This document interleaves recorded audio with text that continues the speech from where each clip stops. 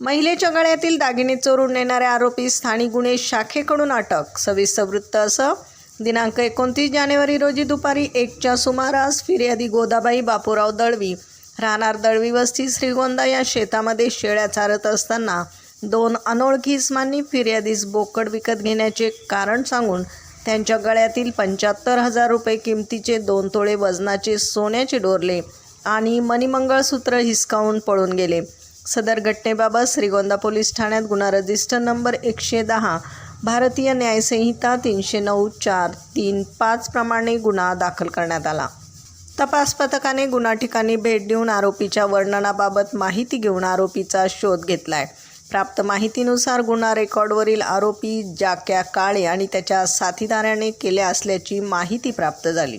जाक्या बगदास काळे यास ताब्यात घेण्यात आलं असून साथीदार ओंकार शक्ती काळे याच्या मदतीने गुन्हा केला असल्याची त्याने कबुली दिली आहे।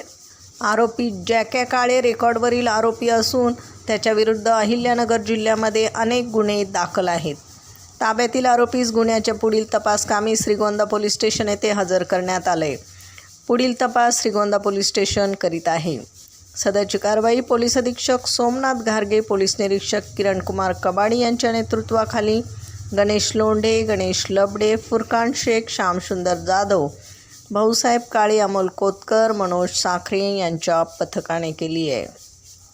प्रतिनिधीसह महाराष्ट्र जनता न्यूज, अहिल्यानगर।